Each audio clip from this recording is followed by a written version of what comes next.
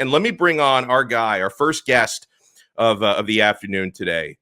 Breaks down the Dolphins like no other. And you have to make sure not only do you listen to this man on 3 yards per carry, but you should be following him on Twitter because his in-game, post-game, pre-game commentary is some of the best. I feel like a stalker because I'm liking all of this guy's tweets before, during, and after games.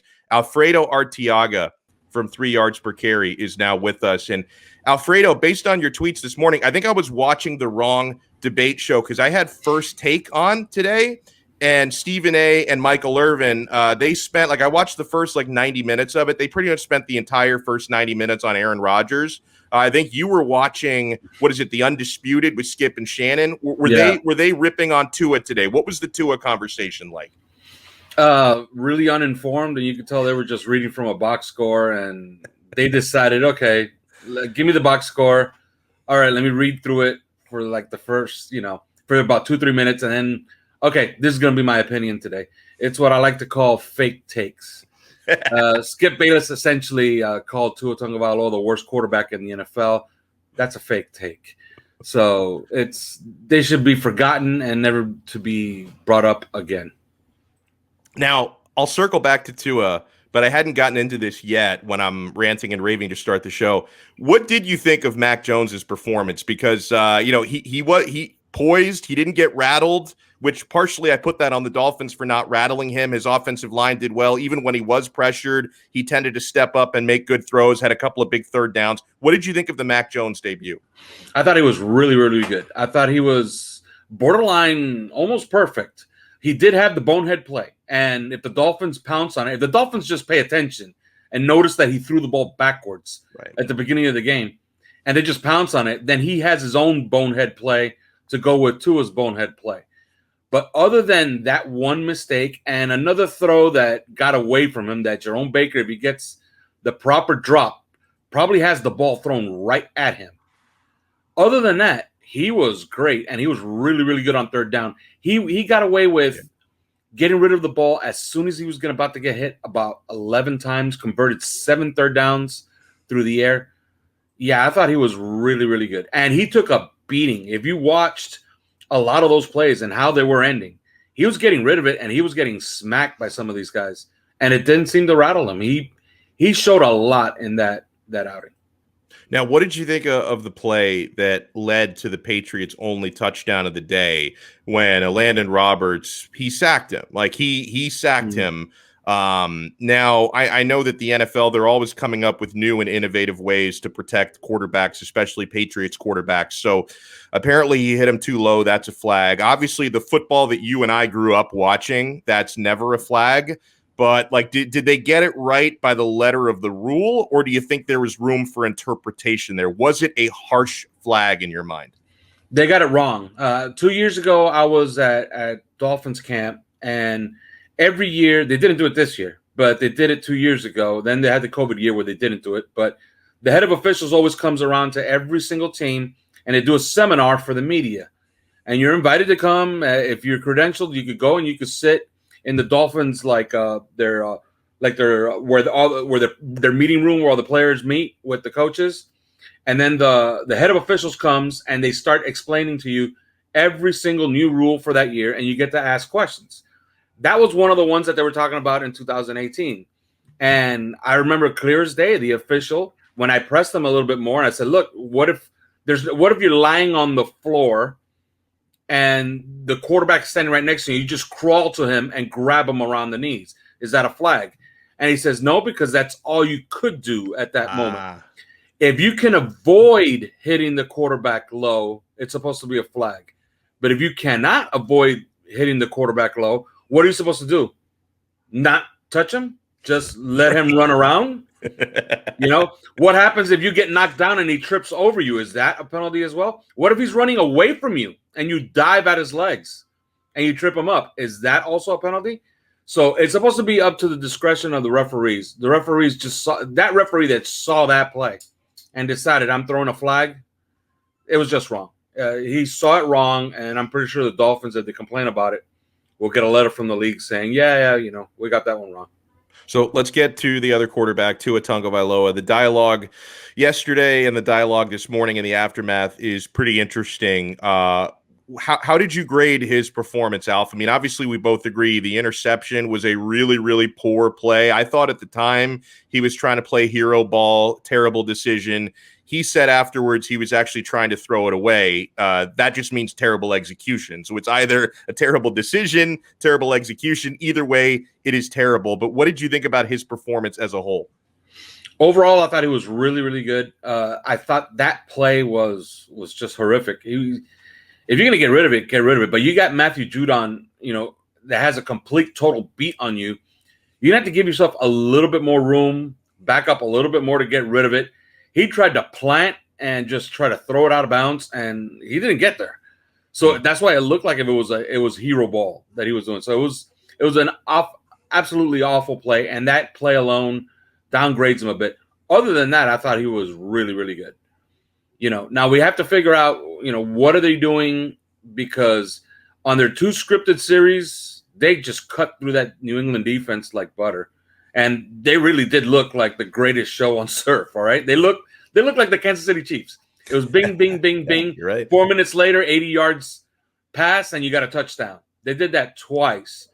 But after that, the Patriots look at it, they adjust, and the Dolphins didn't seem to have a counter for what the Patriots' adjustment was. So, yeah, other than that one play, I thought Tua played pretty well. So give him a B+. Can't give him an A because that interception was pretty bad. Now, what did you think about the coaching from the standpoint that they take Tua out situationally sometimes? They ran a little wildcat, Salvon Ahmed getting direct snaps, and clearly we get the sign, at least for this game. The game plan could change game by game, but Jacoby Brissett appears to be the quarterback sneak specialist, and he did secure you the game. That was a huge first down that he picked up late because then you could run out the clock. But how did you think? Because I know you get the groans on social media. Oh, my God, they don't even trust Tua enough to keep him on the field. How do you feel about the way that game was coached where there are times when they're not afraid to take Tua out? I like it as a feature. I just don't like it if you do it too often because I think you do break up his rhythm. And if you notice, Tua's the type of guy that can get kind of hot. And when he gets hot, he'll reel off 8, 9, 10 completions in a row.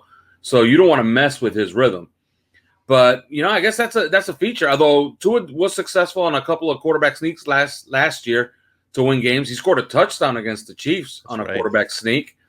If you remember, he quarterback sneaked on 4th and 1 to ice the game against the Cardinals last year. But, I guess they figured out, what? If he gets hurt doing a quarterback sneak, we're going to look really, really stupid. Right. Why not use the guy that's 6'4", 235 pounds?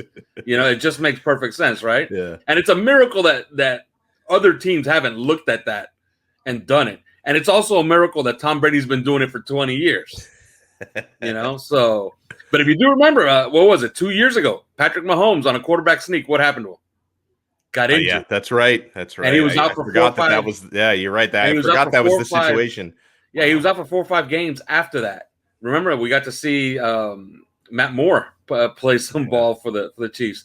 So, yeah, I don't mind it. Just don't do it too much. No, very well said. Alfredo Arteaga from 3 Yards Per Carry on the 5 Reasons Sports Network is with us here on Donno Daily. Give me some thoughts on the defense, Alf. You did mention Mac was getting hit a ton right after throws, getting rid of the football quickly enough. So you didn't see sacks. I was kind of hoping the Dolphins would pressure a little bit more. The Patriots did have a 100-yard rusher in Damian Harris, which kind of made us all wonder how much could Bernardrick McKinney have fixed this if he was not released. And it was bend, don't break. I mean, the Dolphins defense didn't look so good between the 20s, but then once the Patriots got into that red zone, they really kicked it up a notch. So how did you feel about the defensive performance? Who stood out to you in a positive light, and did anyone stick out to you in a negative light? I think the run defense was fine. It wasn't spectacular, but it wasn't bad. It was actually pretty good. If you take away the one carry to start the game, the 35 yards, they had 29 carries for 90 yards for a 3.1 yard per carry average the rest of the game. You would take that 16 times in a row if you could. And if you did, you'd probably have the number 1 run defense in the league if you did that. I hate to feed the conspiracy theorists, but I think that they might be right on this one. I don't know. I think Malcolm Perry gave away everything because you asked me about the coaching. I really do believe, and I'm the kind that says, look, if you win 2-0, if you win 3-0, I'm fine with it. If you win 9-7 and it's a grotesque game that you don't even want to talk about on Monday, I'm fine with it because all that matters is wins and losses. At the end of the year, nobody's even going to remember the score of this game. But I thought the Patriots severely outcoached the Dolphins in this one. It felt like Mac Jones knew when they were in zone. They didn't do a very good job of disguising zone. And defensively, they had the Dolphins passing game scouted to a T. They did. To the point where they were completely snuffing out all those empty looks that Tua likes to get to. When they threw that bomb to Savon Ahmed, that's a play that they've gotten a lot in practice. All of a sudden, it shows up for one play in the third quarter, and not only do they have it scouted, but they know to move the corner over to Savon Ahmed and move the safety off the hash to take away the two-way go on the outside. It's almost as if they knew it was coming. So I hate to feed the conspiracy theorists, but I think Malcolm Perry gave up the entire playbook and the entire game plan. Oh, how dare he? I mean, the guy went to Navy. I thought he wouldn't crack. Like they could have waterboarded this guy. They get the sharp little pieces of bamboo they put under the fingernails, which I hear hurts like hell. I didn't think this guy would give it up, but you might be right. Very, very well scouted. Oh, you also asked me who stood out and who didn't. Yeah, I think Emmanuel Ogbah, went a long ways toward his first, big payday in the league. I thought Jalen Phillips did some very nice things. I think John Jenkins, in place of the injured Raekwon Davis, did a very, very nice job. Christian Wilkins was essentially invisible, which is not like him because he always shows up, Other than that, I thought Jerome Baker didn't have a great day, but he did tackle well, and that's important. But that's pretty much it. And you got to love your expensive players making big plays when it matters. If you watch the Steelers-Bills game, J.T. Watt didn't even practice all week. Yeah. Shows up on Sunday against the Bills, gets a huge sack on third down to essentially win the game. He had 2 sacks on the game. That Xavier Howard makes that play, you got to expect it. Your best players got to make those plays to win you games. That's why he gets paid the big bucks. He's worth every penny. Something on the offense, we had a bit of a surprise starter at left tackle because it could have been one of 3 guys, right? We found out shortly before the game that Austin Jackson was cleared to play off the COVID list. But he missed an entire week's worth of practice due to being on the COVID list. Greg Little had been number 2 behind Jackson on the depth chart. So we thought, hey, if we don't see Jackson, we'll see Little. He wasn't even active. So they go with Liam Eichenberg, who hadn't been working at that spot. That is his natural position coming out of Notre Dame. So were you surprised by the decision to start Eichenberg? And obviously the Rook, he took some lumps in the game. How did you feel about his performance? Yeah, I wasn't surprised at all because I could see how this coaching staff could talk themselves back into that, something like that. And I thought he played well. He had the one pressure. He allowed one pressure all game. And if you saw that play, it was the play where Josh Uche runs him over. Solomon Kinley trips him. If you watch, Solomon Kinley extends his leg, and you see Liam Eichenberg trips over Solomon Kinley, and then a 245-pound man runs you over. Of course, that's going to happen. But other than that, I thought he was pretty good. And he had a couple of very nice run blocks toward the end of the game to ice it. So, I don't know. I think we're facing a situation where maybe Austin Jackson is maybe going to be trained at right tackle from now on. Because I don't know if he'll give it up off of this performance. Why would you sit the guy that just gave up one pressure against a team that was trying to do things to you, to try to get you off balance, to try to run stunts inside of you. So, yeah, I don't know. Maybe Austin Jackson doesn't see left tackle again. Wow. Well, my buddy Jerry Mancini in the chat, he co-hosts the Calcio Connection with me, talking Italian soccer. Wow, he says Miami paid the refs to win. Bro, he's Canadian, so forgive Jerry because he probably focuses on that CFL.